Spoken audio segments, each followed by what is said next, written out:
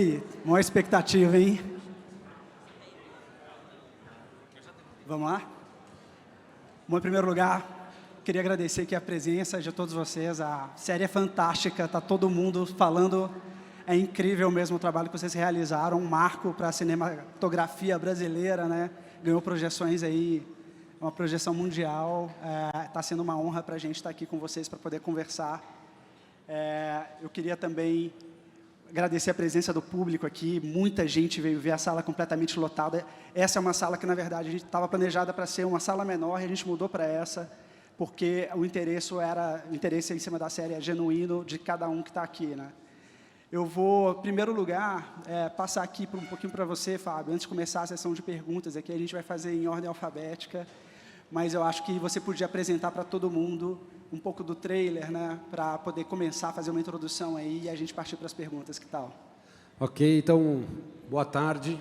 Muito obrigado por todo mundo estar aqui nesse clima agradável, dentro dessa sala. Eu agradeço especialmente a Laís, que nos convidou, ao Clube de Criação, a Rejane, em nome da O2, que também fez acontecer essa mesa aqui. E eu queria começar mostrando o trailer, porque assim fica todo mundo na mesma página.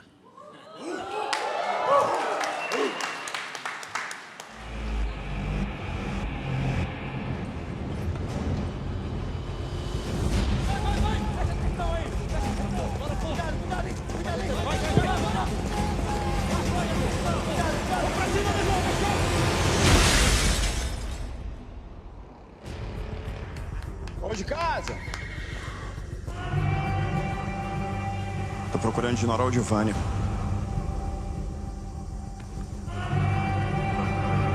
Sou Baldo. Deus te proteja. Tu viu como o povo lá na praça olhou para o Baldo? Tu é cagado e cuspido teu pai todinho. Meu pai tá em São Paulo. Teu pai verdadeiro morreu aqui nessas terras. Tua casa é onde tá teu sangue, onde tá tuas irmãs. Baldo tá morto, você tá me entendendo? Só que a gente precisa resolver isso aqui. Ih! Desce! Esse caba por acaso é cangaceiro pra tá dando rolê com nós? Esse cabo aí é teu irmão! É teu irmão! Aceita a volta de teu irmão de Norá. Aqui todo mundo é carente, Baldo. Carente de tudo. Desgraça tem pra tudo que é lado, tratar, você sabe disso. Todo mundo fala isso, mas não vejo ninguém fazendo porra nenhuma. Tá na hora da gente reagir. Pela primeira vez na minha vida, tô fazendo a minha própria escolha. Eu cansei de obedecer você, cansei de obedecer a porra do general, do gerente do banco. Isso aqui é um assalto! Cansei de ter essa roupa engomada pra trabalhar todos os dias. Quem tá com o boleto atrasado aí nessa porra? Você não queria saber o que eu faço? Isso aqui, ó, é por conta do banco, porra! Eu sou cangaceiro, assaltante de banco. Vamos! Ai!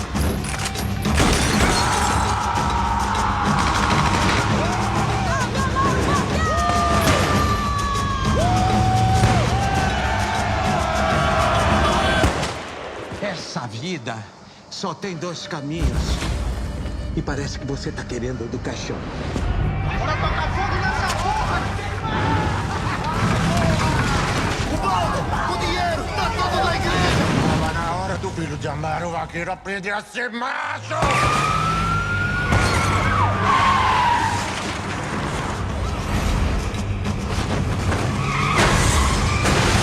Eu sou o Baldo Vaqueiro!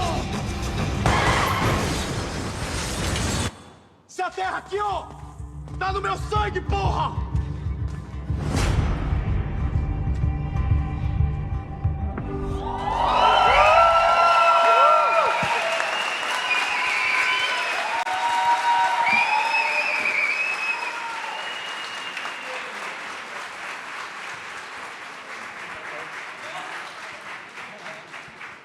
Animal, né? Incrível as cenas de ação, assim, com um nível realmente internacional.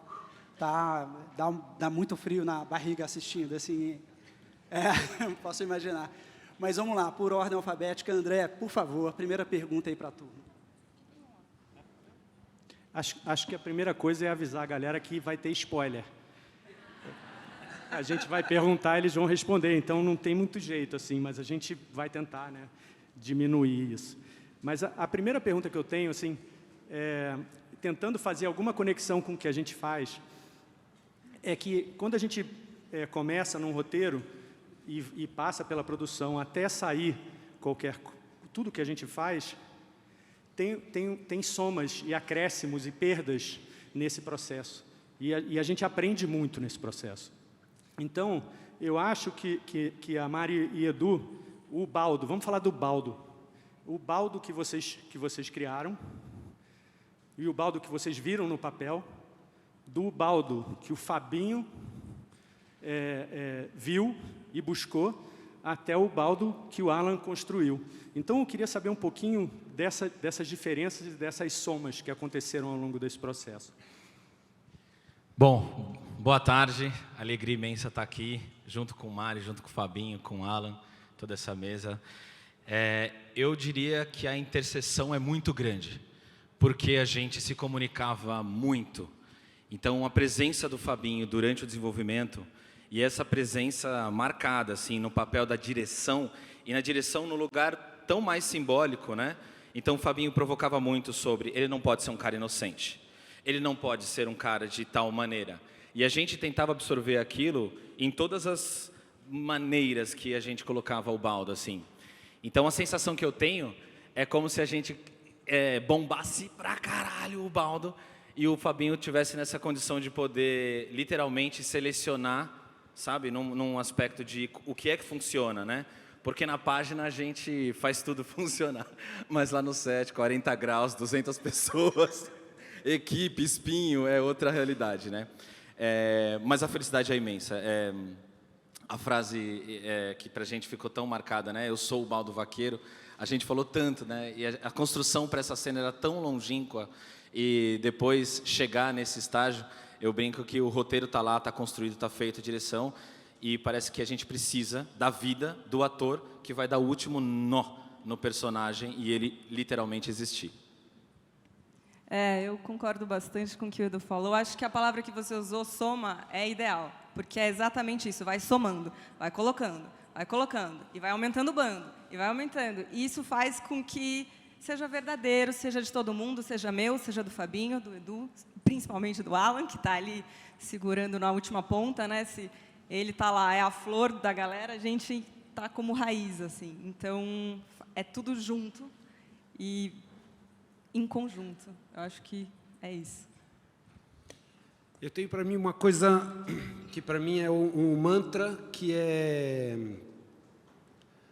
a gente pode não ter diretor no set, a gente pode não ter fotógrafo no set, a gente pode não ter o assistente de câmera, a gente não pode ter várias pessoas do set ou substituí-las, mas o ator a gente não tem como filmar sem. E mesmo se não tiver câmera e tiver o ator, ele vai fazer uma peça e vai emocionar as pessoas do mesmo jeito. Então, acho que todo o trabalho ele está lá para melhor filmar e melhor fazer com que aquele ator brilhe. Nesse caso da criação e do como eu recebia o texto e como eu vi o texto, para mim tinha uma coisa muito clara, que era o seguinte: nessa série não tinha ninguém que era bom ou mal. A gente sempre lutou muito por uma coisa humana, assim, onde você faz cagada, onde você faz coisa boa, onde você às vezes é execrável e às vezes você é muito, muito bom. Então eu levava isso a ferro e fogo, assim, tentando sempre levar para esse lado. Mas isso sempre racionalmente, né? E vai passando o tempo e eu me envolvi desde o início com a preparação de elenco, que foi da Fátima Toledo, e para conhecer os atores. Não quando eles estavam atuando, quando eles não estavam atuando. Porque aí você consegue enxergar coisas que você não tinha pensado. E no caso do Alan, que é o nosso Baldo, tinha muita coisa nele ali que eu só tinha visto nos testes, que eu já tinha visto numa conversa, etc., mas ele não tinha essa profundidade. Então, era muito legal, porque a gente estabeleceu um jeito de trabalhar, de vai e volta, assim, que eu dirijo cenas com ele, essa hora do eu sou o Baldo Vaqueiro, eu estava brigando como ele estava brigando com o bando. A gente gritava um com o outro numa intensidade absurda. E aquela outra cena que vocês viram aqui, enfim, não sei se vai lembrar, mas, enfim, que ele está indo até uma cruz, que a Dinorá está ajoelhada no chão, assim, que eu não falei nada. A gente só se abraçava. Então, essa parte da criação ela não termina, né? Isso que é muito legal. E na montagem continua, e o tempo todo continua. Então, é isso. A primeira vez que eu li o roteiro, tem uma frase do que eu sempre falo no início de entrevista do Grande Otelo, na época de Macunaíma, que ele fala que não existem caráter nos heróis. Os heróis, de um certo modo, são totalmente descaracterizados. E quando eu li esse roteiro, a primeira coisa que me atentei foi, me remeteu a essa frase, que a gente fala sobre, entre bom e mal, não existe moral, né? E aí, essa é a trajetória do personagem. E junto a isso, dentro do processo, em relação ao trabalho com o Fabinho, né, que é o mediador entre o roteiro e a criação junto com o ator, assim, eu acho que, acima de tudo, eu acho que para a coisa acontecer, e a coisa aconteceu nesse cangaço, principalmente por isso, eu particularmente acredito que é a troca, né, a generosidade de entender o jogo cênico, entender de quem é a avenida e respeitar o momento de cada um naquele jogo. E dentro do processo entre ator e diretor, assim, o Fabinho já pontuou isso. No início eu tinha uma certa preocupação de estamos trabalhando com a Fátima, a questão da preparação, da entrega, e os diretores, quando a Fátima foi embora. E eles se atentaram a isso, eles participaram dentro do processo, entenderam como é que foi a vida nossa, porque a gente, literalmente, você vê os personagens muito bem representados arquetipicamente falando, todos eles têm uma sombra, né, muito forte ali no olhar, tem um trabalho muito denso ali. E foi fundamental os diretores estarem presentes e entender que acontece exatamente na virada do personagem, que eu me lembro no dia que eu fui fazer a cena, que é a virada, né, do Baldo, que é essa cena de briga que eu tenho, que eu falo, eu cheguei, eu sou o Baldo Vaqueiro. Eu me lembro que eu fui fazer a cena, ele chegou para mim e falou assim, ó, economiza hoje, porque hoje vai ser puxado, a gente estava na saca de lã, que era imagina isso aqui de calor 5 vezes mais, para você não passar mal. Aí a gente foi rodar primeiro take e ele falou, não é isso, precisa de mais. Eu falei para ele, falei assim, eu vou entrar no personagem, eu só saio daqui quando tiver fim de set. E aí eu entrei numa catarse e ele, como diretor, sabiamente entrou no jogo e a gente se comunicava exatamente como era esse jogo cênico aqui, era na gritaria e na base da porrada. Então eu acho fundamental essa tríade entre roteiro, direção e ator, porque eles são deuses. Os diretores, eles são mediadores e nós damos vida a essas criaturas. É isso. Falei bonito, hein? Sensacional. Só para continuar nessa pegada aqui, eu queria que a gente aprofundasse um pouco mais no personagem com você, porque eu acredito que todo mundo tem uma quantidade de raiva interna, assim, que é uma energia que com o tempo se aprende a lidar com essa energia. E é impressionante como o seu personagem, assim, isso é muito claro, mas ao mesmo tempo você é um cara doce. Eu estava ali agora, estava conversando, dá para perceber isso. O Antônio Firmino, quando ele fez o Zé Pequeno, a mesma coisa, a dificuldade que foi da Fátima Toledo arrancar o Zé Pequeno de dentro dele. Assim. O Capitão Nascimento, a mesma coisa. Como você conseguiu ter essa medida tão boa, que dava para ver a raiva, mas dava para ver também a empatia com seu pai ali na última conversa que você tem com ele, quando você pega ele nos braços, fala que ama, quer dizer, você tem esse equilíbrio de uma maneira muito clara. Eu queria saber como que foi encontrar o personagem dentro de você.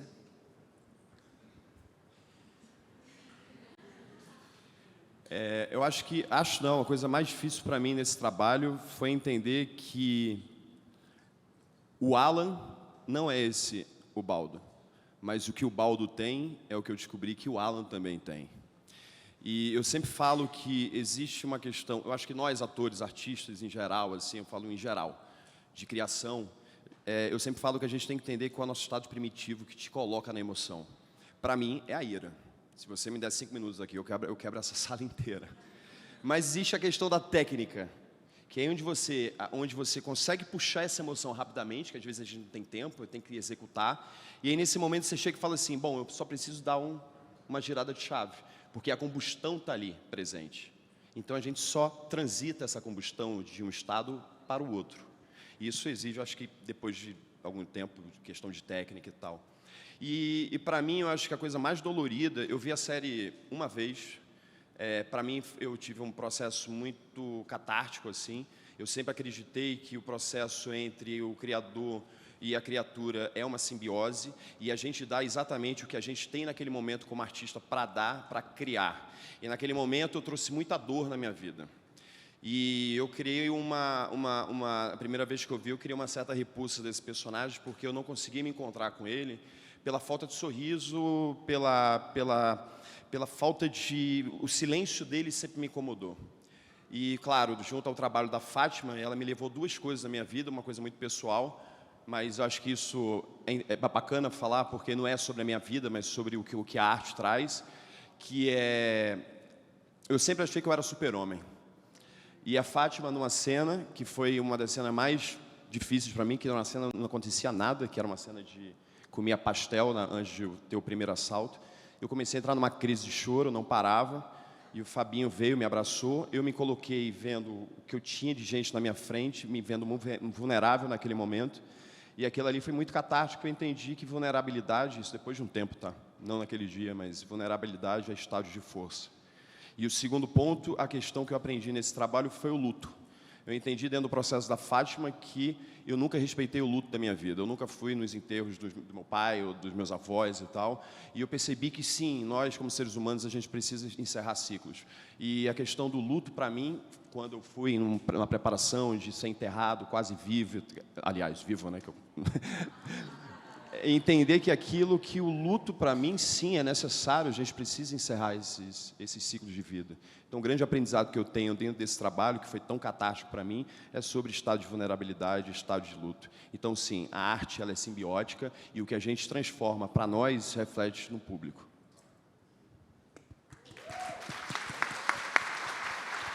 Vamos lá. Oi.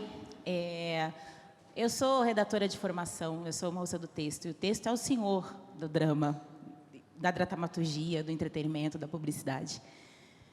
Com todo respeito, mas devia chamar... A frase era, meu nome é de Norá Vaqueiro. É uma série... É uma série como a gente viu poucas vezes na dramaturgia, as mulheres sendo retratadas daquela forma. Com toda a vulnerabilidade, com toda a graça, para mim é uma das melhores coisas já feitas na dramaturgia brasileira. E eu queria entender como foi esse processo, porque não tem tudo, tem a puta, tem a santa, tem a vulnerável que chora, tem tudo, tem absolutamente tudo. O protagonismo feminino em Cangaço Novo, para mim é o Oscar, e eu queria entender como foi esse processo para escrever isso. Para dirigir também, para escrever e dirigir. Acho que somos todas um pouquinho, né? Então, esse lugar de ver essas mulheres que você gosta, que eu gosto, vem genuinamente de querer ver mulheres fortes e assistir e torcer por elas. É muito cansativo a gente ver uma mulher sempre em função de toda uma história que não é a sua. E juntei muito da onde eu vim, eu fui criada por 8 mulheres, mais a minha mãe, mais a minha avó. Elas faziam absolutamente de tudo, de trocar pneu, de ter filho, de se separar, de brigar, de chorar, de encher a cara. Então, eu queria ver isso. Eu torço por elas, eu gosto delas. Aproveitei que a gente está num lugar da ficção para colocar atitudes que, às vezes, eu tenho muita vontade de fazer e acredito que muitas mulheres também, mas a gente não faz na vida real porque tem consequências muito drásticas, mas na ficção a gente pode fazer. Então, acho que vem disso, assim, de as mulheres que a gente é, sabe? Estão todas ali de alguma forma. É legal, né, ver mulher. Acho que é isso.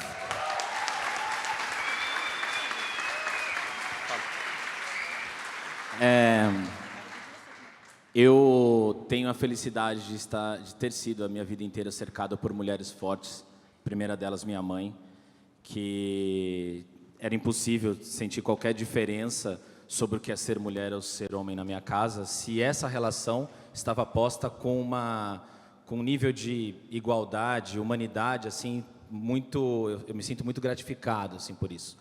Talvez não à toa tenha me casado com uma mulher tão forte e sensacional.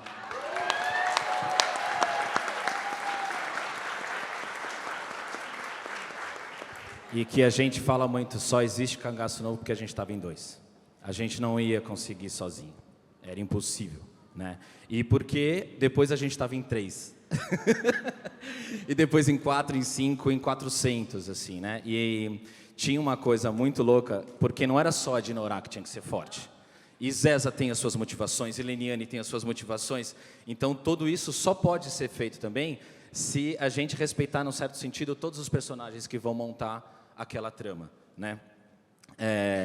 E teve uma vez uma conversa com a Alice, que ela falou, gente, fala um pouco mais de referências. E a gente começou a ir atrás de mulheres fortes no cinema nacional, internacional. Encontramos alguns elementos, mas não tinha Dinorah, cara.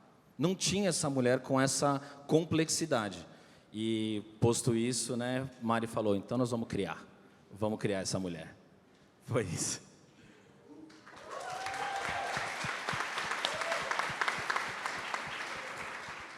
Eu queria te ouvir sobre as mulheres rapidinho, mas eu queria só fazer um adendo. Como é dirigir neste tom? Poucas vezes a gente viu isso no Brasil, esses personagens dessa forma.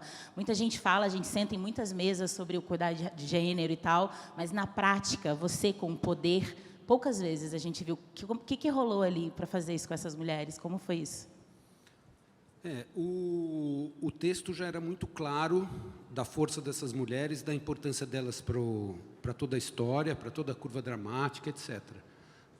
Mas alguns elementos assim que eu posso tentar explicar, porque também é uma coisa um pouco inexplicável, né? A gente fica tentando racionalizar um evento que tem muito ligado à emoção, à intuição.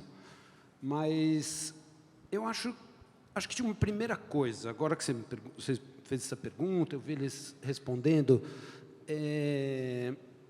de fato não tinha distinção gênero, não tinha um cuidado maior, ou um pensamento diferente, tinha um personagem ali para ser construído, e que ele vinha pipocando na minha cabeça de vários jeitos. E para entender essa potência e esse universo, eu tratava de um jeito muito, eu acho que pode ser muito observador.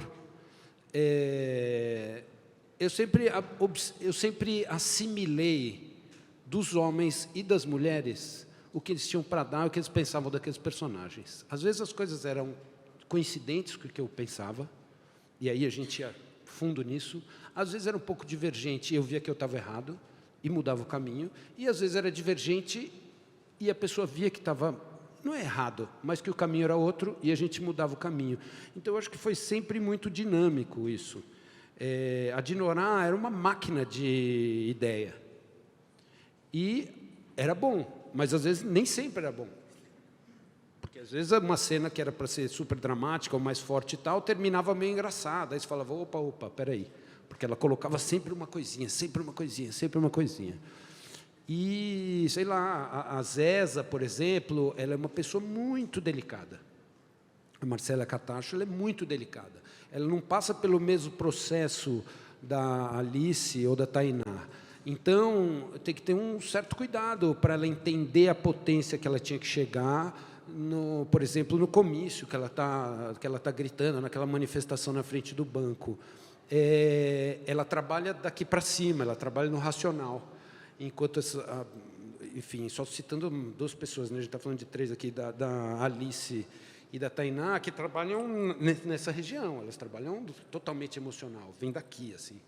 Então, tem que ter essa percepção, senão... Mas aí, que é isso que eu estou falando, a gente, sim, está falando de mulheres incríveis, que elas aparecem, e elas são importantes, e elas são o diferencial da série, mas o que eu tenho para dizer é que eu não tinha esse... Era todo mundo, ele é cangaceiro, é todo mundo junto, e todo mundo junto mesmo, elenco, equipe, motorista,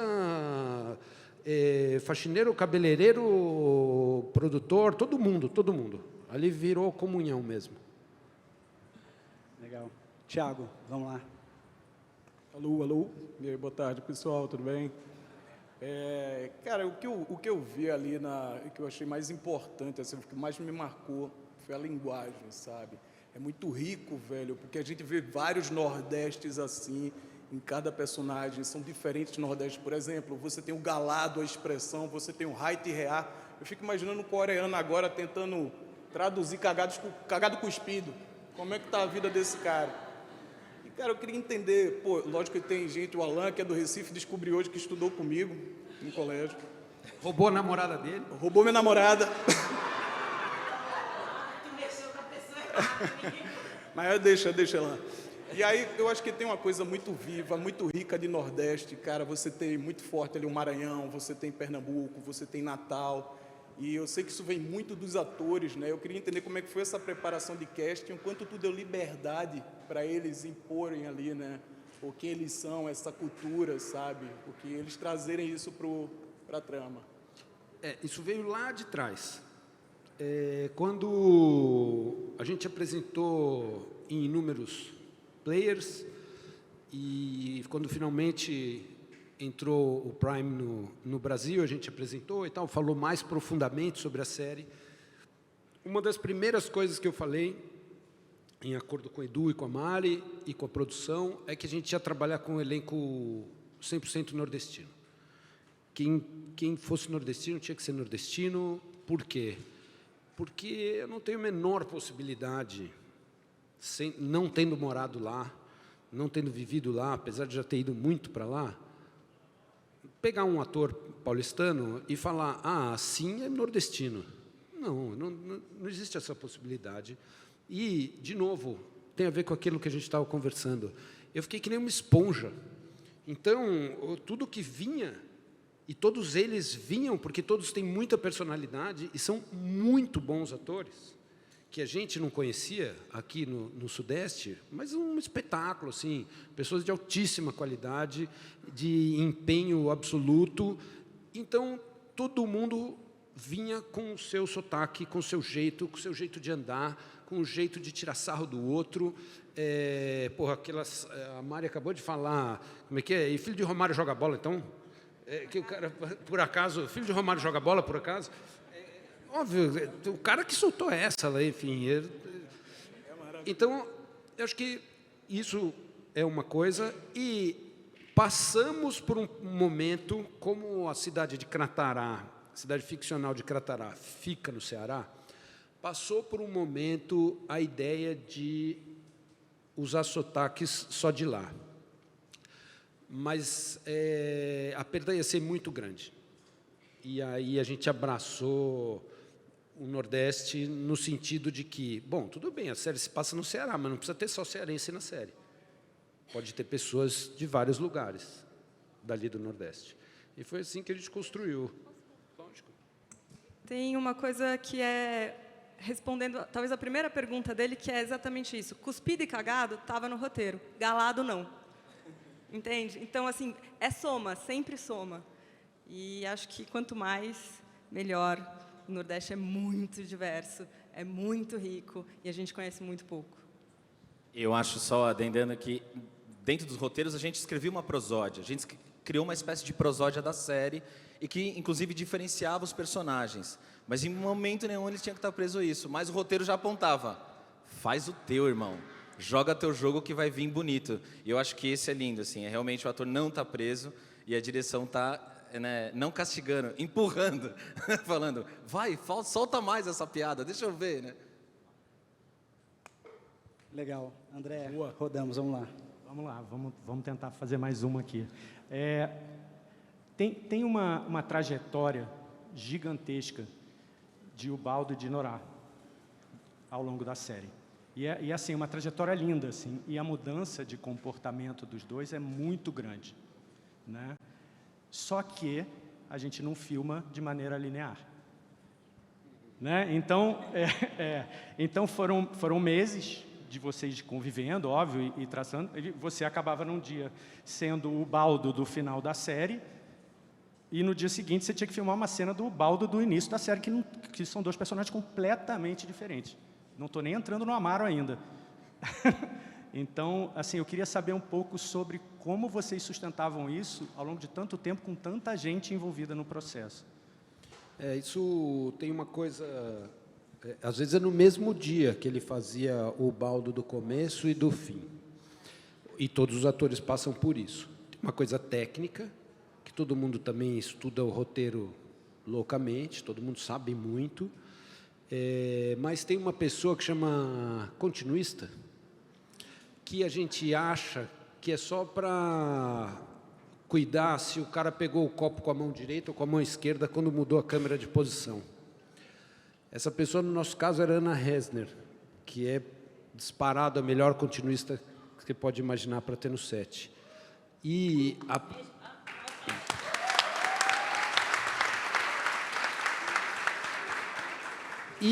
a função mais importante do continuista é cuidar disso também. Então, virava e mexia, quando estava fora do tom, rolava ou antes de começar a filmar a cena, a gente junto já dava uma olhadinha, veio daqui, vai para lá e tal, pum, puf, acessa o lugar. Porque você sabe muito, né? Você já entende toda a curva e tal, mas você não consegue lembrar assim de responder na hora como que é o tom do cara. Porque também, às vezes, você filmou a cena e ficou um pouco diferente. Aí a gente sentava junto, eu falava, pô, lembra, mas a gente filmou aqui assim. É verdade, tal. Então vamos por esse caminho. Então, é técnico, na verdade. E uma parte que eu acho que era da dramaturgia mesmo, é que nós, dentro da sala de roteiro, inclusive, já falando dos 2 colegas que fizeram a sala com a gente, Fernando Garrido, que foi nosso chefe de sala, uma pessoa com uma experiência incrível, do qual a gente ainda não tinha, escrito 8 roteiros de aproximadamente 1 hora, junto com o Eris Milgram também, que a gente falou, já tem problema pra caralho, né? A gente já tem um desafio enorme. Essa série precisa ter uma estrutura dramática forte. Então, o pau vai quebrar, mas tal coisa tem que acontecer no episódio 3.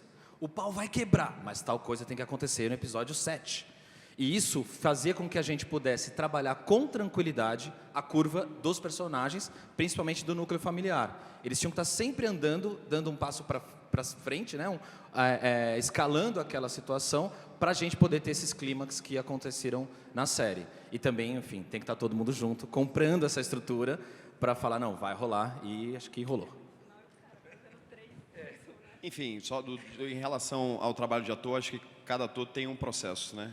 E, particularmente, eu tenho uma coisa de roteiro na parede, assim. Então, meu quarto era, do 1º ao 8º episódio, virava um furacão, tudo branco, que eu, naturalmente, eu só olhava, eu nem lia mais, mas eu sabia exatamente, pela memória fotográfica, sabia a trajetória do personagem. Mas teve uma hora, eu sempre falo isso, desde lá de trás, sempre agradeci a essa pessoa que é a Nadia Regner. Teve uma hora que eu larguei esses papéis, que é o meu processo, e eu falei, Ana, tinha momentos que eu entrava e ela só já me pontuava emocionalmente o que eu tinha que fazer naquele momento. E ela foi de uma importância gigante nesse set, porque nem os diretores. Tinha dias que o diretor, um rodava uma coisa, o outro rodava no outro dia, às vezes os 2 eram juntos, mas tinha uma peça principal ali, que foi a Ana, que guiou magistralmente todo esse caminhar desse roteiro. Ana Regner é foda! Que bacana. Bom, vamos lá. Tem uma pergunta aqui para a Mari e para o Edu. Vamos falar um pouco do arco narrativo?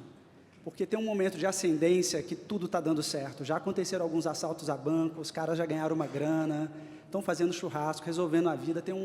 O clima muda, fica mais leve, todo esse peso ali dos personagens, você percebe que dissipa um pouco.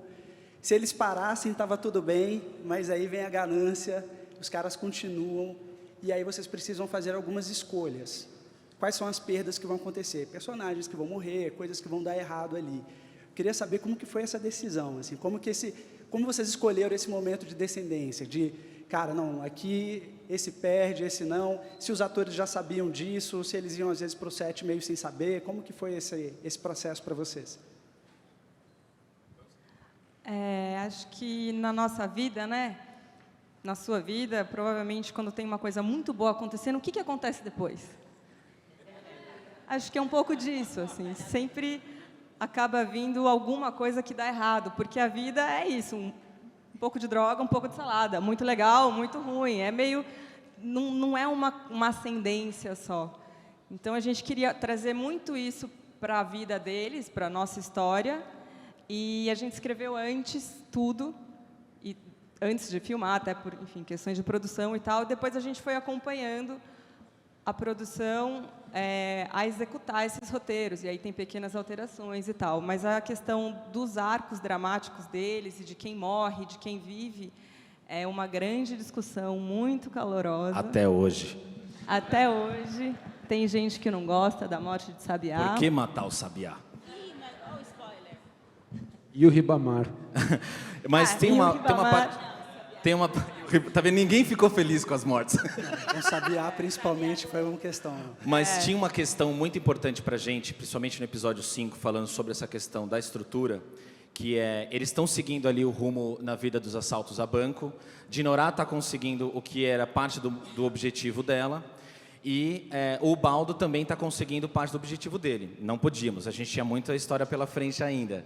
E tinha um lugar de como é que eu vou fazer o assalto a banco se cruzar com a política. Então, os traumas da Dinorah naquele momento vieram à tona, e a gente sempre trabalhou personagens para que eles não premeditassem. A coisa é o seguinte, vão me matar, ele fala, 300 mil para cada um. Dinorah se vê numa destruição daquilo que estava parecendo ser o momento de felicidade dela, ela consegue o terreno, ela está pagando as dívidas, mas a comunidade está numa merda, e está uma merda por quem? Por causa daquele filho da puta que fez determinadas questões comigo. Então a gente debateu muito para falar o seguinte, Dinorah vai tomar aquela decisão aquele momento. Ela não foi planejada, ela tinha passado por um dia péssimo, e naquele momento ela falou, eu vou resolver minha treta. E aí acontece o que acontece, e aí os plots se cruzam. Isso vai fazer o Baldo roubar para a política. Então, esses passos que, quando a gente assiste claramente, estamos ali como espectadores, né? A gente não percebe, mas são essas construções que vão sendo feitas pouquinho a pouquinho, mas com o objetivo que a gente já sabia lá na frente. A gente vai misturar assalto a banco com política. Mas é muito louco. É muito louco quando alguém diz, poxa, eu fiquei tão triste que esse personagem morreu. Eu fico muito feliz, porque é sinal que deu certo, sabe? Sinal que, pô, é isso. Sem dúvida. Se emocionou, se apegou. Então, infelizmente, eu fico muito feliz. Dá para fazer o spin-off com o Sabiá, tá, gente? Sobre isso que eles estão falando, é muito interessante que, no caso, eu dividi a direção com o Ali Muritiba, e a gente foi tomada uma decisão que era o seguinte, eu cuidava do caos e ele cuidava da ordem. Eu cuido do 1º ao 4 episódio, e aí ele faz do 5 ao 8, que é depois que o Baldo assume o comando, que a princípio as ações criminosas começam a ser mais bem cuidadas, mais planejadas e etc. Então, isso acho que foi um golaço, assim, porque foi uma divisão de trabalho focada na dramaturgia, focada na qualidade do texto, na qualidade do trabalho e na curva dramática, na motivação dos personagens. Então, isso deu um norte muito claro, assim, e funcionou. Excelente. Dé, vamos lá, mais um. Vamos. Esse povo aqui é da publicidade, é a parte podre dos amigos da comunicação, e eu também sou, por isso que eu estou falando. Eu também, não vem com essa também, não, também então, sou bem podrinho. Vamos para o que nos interessa. Vocês sabiam que ia ser um sucesso? O Edu sabia. Não, gente, vamos pular essa parte. O Edu sabia. O doido Só era ele ele. sabia. Só ele sabia. Você sabia? Eu, todo dia, se alguém duvidava, eu pegava na mão, olhava no olho e falava, vai dar bom pra caralho, vamos! Aqui, ó. O ar-condicionado não dando conta que nos diga, deu bom pra caralho. Você sabia que ia dar certo comercialmente? Como faz uma dramaturgia tão bem feita, com um poder comercial, se vira, você que lute? Eu acho que não existia essa palavra comercialmente. A palavra era humanamente, era pessoalmente, era eu me preocupo com esse personagem, eu me preocupo com essa história. Então acho que tinha um lugar pra gente essa história só vai pra frente, a gente está falando de bandido, de assassino, de assaltante de banco, de estupro, se a gente se preocupar com esses personagens, se a dor dele for a minha dor. Mas você sabia que como negócio era muito bom, muito bem feito? Assim, a gente era audacioso, né? A primeira vez que a gente mostrou pro Fabinho, o Fabinho olhou pra gente e falou, vocês são malucos, né? Faz 9 anos. Exatamente. A gente trabalha em trio aqui há 9 anos.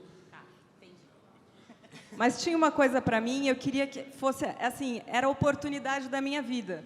Porque eu não era roteirista antes, eu queria muito ser, eu queria trabalhar no audiovisual de tudo quanto é jeito. O que eu tenho que fazer para estar aqui? Então, você dá tudo de si mesmo. Seus empréstimos, você faz tudo para dar certo. Mas eu não acreditava que ia dar tanto certo. Não, muito medo, eu tinha medo, muito medo. Essa coisa de tentar explicar por que dá certo, os americanos estão tentando explicar por que dá certo há quanto tempo. E erram direto como a gente erra. Então, eu acho que é uma combinação de coisas muito pequenas, assim, e invisíveis, e que dão certo. Porque quantos manuais de roteiro existem? Quantas linhas de atuação existem? Quantas escolas de direção? Senão a gente ficava repetindo a fórmula, é só dando certo. Então, eu acho muito difícil de explicar isso aí. Tanto que eu falava, se eu cair, eu vou cair do 25º andar. O lugar de acreditar, tá bem, é meu. Se der errado, eu vou enfiar a cara no chão, tá tudo bem. Mas não tem explicação mesmo. A gente só, acho que todo dia, levantava e falava, vamos fazer nosso melhor. Mas o que o Edu falou é muito legal. A gente nunca pensou, nunca abriu uma questão a respeito, será que o público vai gostar?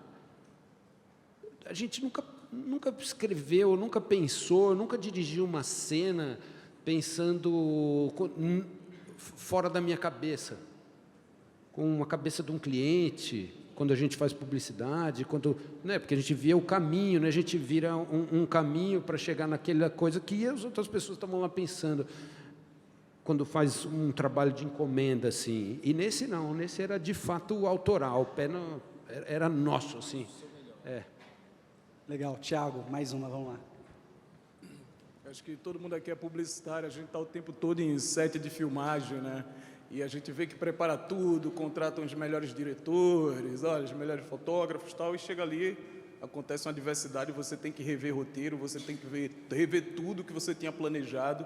E aqui nesse caso a gente foi parar lá no interior do Ceará, né? E eu acredito que lá também tiveram coisas lindíssimas que vocês se depararam, uma história de um fulano aqui, uma paisagem muito linda que vocês disseram, a gente precisa fazer alguma coisa aqui. Eu queria entender com vocês como é que foi essa preparação para chegar até lá e o que vocês encontraram lá no meio do caminho que precisaram mudar de rota. Bom, foram 8 meses vivendo lá e algumas viagens antes. Então, é muita observação, muito trabalho, muita pesquisa, fazendo foto, conversando com as pessoas, etc.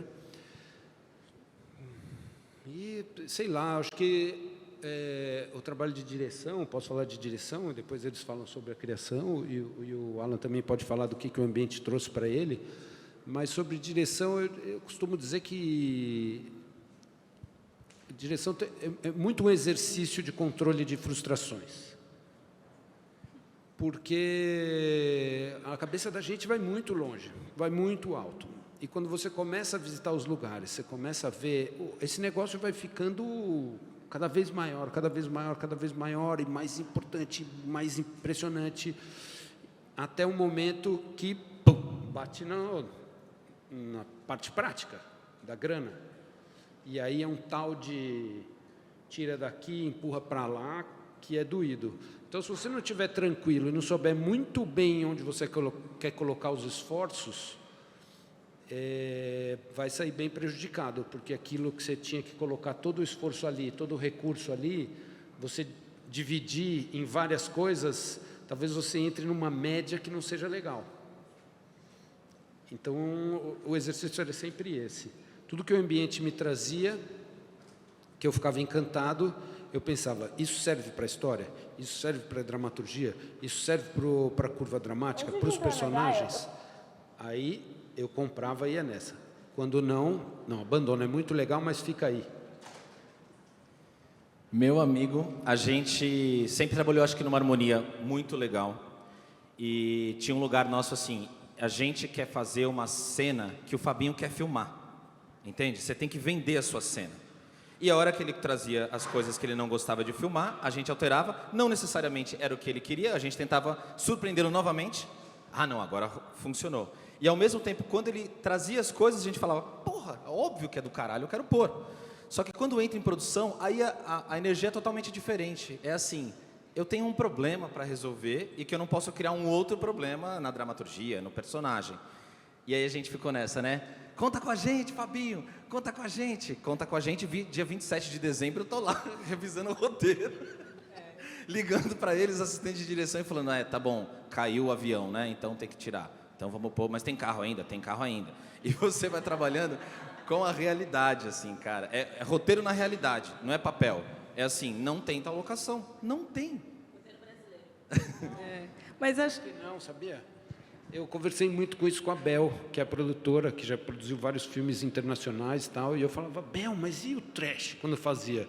Fabinho, o trash também não tinha dinheiro, Porque tinham eventos muito maiores, tinham coisas muito grandes e o dinheiro a gente sempre usa até o talo, não tem isso. Mas acho que a gente tinha uma vantagem de já trabalhar há muitos anos junto com o diretor. Então, isso fazia com que ele confiasse na gente, a gente confiasse nele e vamos junto. E aí sobrava para o Alan, no final das contas. Bom, eu acho que de ator, a porra do fucking ego é que pode acabar com tudo, assim. Porque eles têm que resolver as coisas. E dentro da resolução deles, a gente simplesmente faz.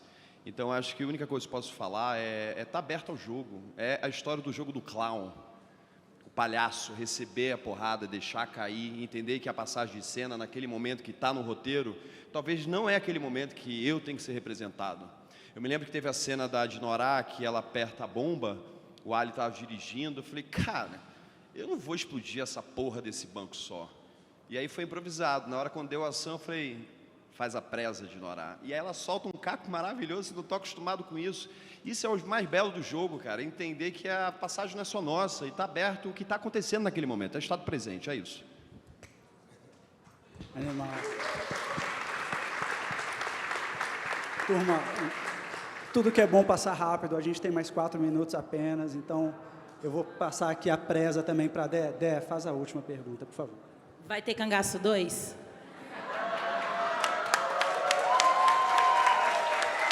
Eu recebi muitos pics por essa pergunta. Ninguém tem essa resposta, mas eu sou o otimista, né?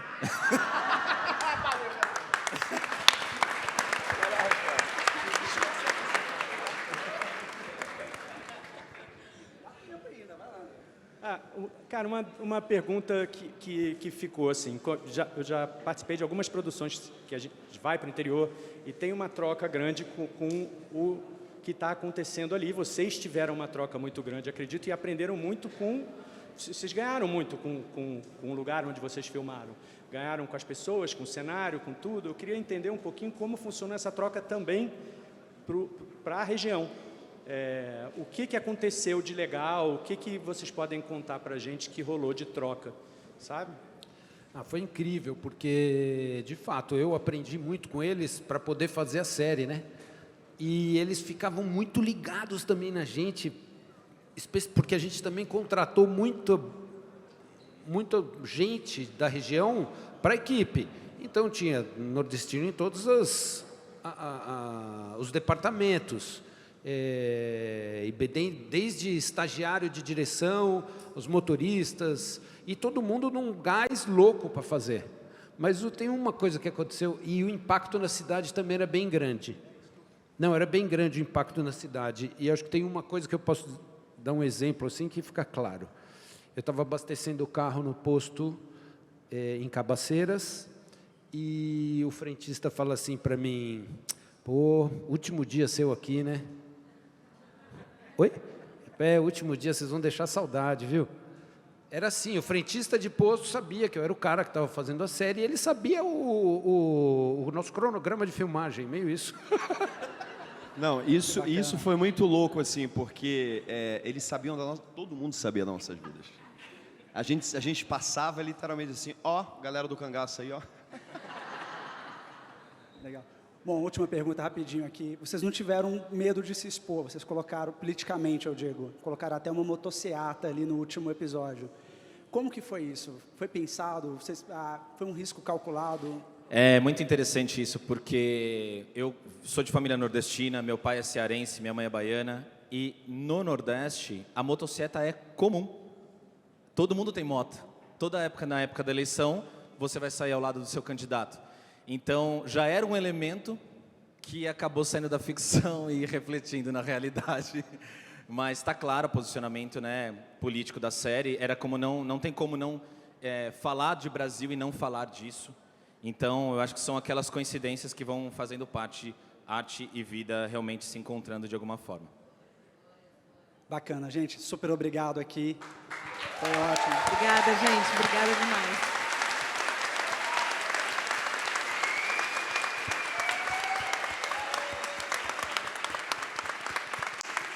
Valeu, turma. Bora espalhar a palavra de Cangaço Novo! Obrigada, gente. Que tem a segunda, uma a salva de terceira. palmas para ela aqui, ó, que está trabalhando silenciosamente e arduamente.